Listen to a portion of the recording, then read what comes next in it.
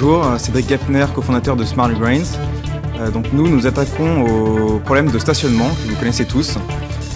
Pour ce faire, nous avons développé des capteurs électroniques intelligents qui s'installent très rapidement sur les places et qui sont capables de déterminer si une place de stationnement est libre ou est occupée. L'information est ensuite centralisée en sans fil sur un serveur. Et nous sommes ainsi capables de guider les automobilistes vers les places disponibles, que ce soit dans des parkings, des centres commerciaux, des aéroports ou dans la rue. Alors Smart Grains, c'est un système pour détecter les places de parking. Vous nous avez amené le petit appareil qui est posé au sol, donc je crois que c'est intéressant d'expliquer comment tout ça fonctionne.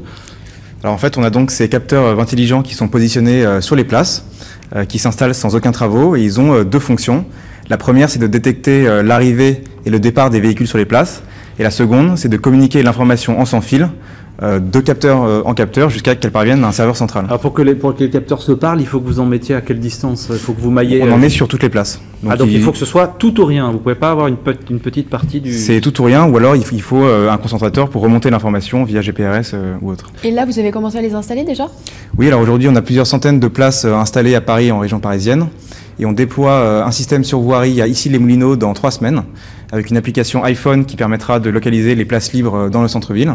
Et on a également une installation de taille importante prévue pour mars 2011 sur le centre commercial Vélizy 2, donc qui est le plus gros centre commercial français en périphérie de Paris. Donc si j'ai pas d'iPhone, je peux pas utiliser votre service? Alors pour les centres commerciaux, on est guidé via des panneaux lumineux en fait, plus que par iPhone. Pour la voirie, c'est pour l'instant par iPhone et bientôt ce sera étendu aux autres mobiles et au GPS. Est-ce qu'on a pu chiffrer le temps et l'essence gaspillée justement par la recherche de place au quotidien? Oui, alors il y a 2 chiffres qu'on a pu récupérer là-dessus qui sont assez frappants. Le premier, c'est que dans les grandes villes, environ 30% du trafic est constitué de gens qui cherchent une place. Donc c'est 30% de temps perdu, d'essence perdue et vraiment une pollution totalement inutile.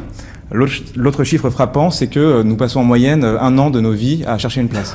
Voilà, donc c'est 3 ans aux toilettes. C'est assez dommage. Et il n'y a pas un système qui permettrait de mesurer la taille de la place? Alors on y travaille. Ça serait bien ça si vous me disiez il y a une petite, une grosse...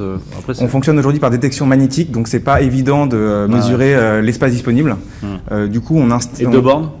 Il y a plusieurs bornes par place, effectivement, sur voirie. Allez-y, terminez votre phrase, je vous en prie. Non, avec 2 bornes, on pourrait mesurer la place, c'est ça que je voulais dire. Avec 2 bornes, et c'est ce qu'on fait. La différence, c'est que pour éviter notamment l'effet piranha où tout le monde se jette sur la même place, on indique pour l'instant une probabilité de trouver une place par zone. Voilà. Et pas uniquement des points verts et des points rouges. Merci beaucoup. Tout de suite, on va faire un petit diagnostic avec Marc Simoncini. Alors Smart Grains, si techniquement ça fonctionne, c'est une idée carrément révolutionnaire. Ah, c'est une idée extraordinaire. C'est pas que c'est difficile techniquement, je crois qu'ils ont la technologie pour le faire, mais le problème c'est de convaincre les municipalités d'investir sur ces projets-là, qui sont des projets très lourds. Oui, mais alors en pleine mouvance développement durable, justement, ils ont un boulevard devant eux, Ils ont un boulevard devant eux. S'ils arrivent à convaincre les municipalités au niveau politique, au niveau financier d'investir, parce qu'il faut aussi voir que c'est des investissements qui doivent durer très longtemps, parce que si demain matin quelqu'un arrive avec un système qui repère les places par satellite, j'ai n'importe quoi, et qui va facturer ça beaucoup moins cher à la mairie, il va falloir qu'il y ait un système pérenne dans la durée, ça va pas être simple, donc c'est un projet magnifique mais assez risqué. Donc bilan? Bilan 15 sur 20 parce que je crois que l'équipe est très très bien.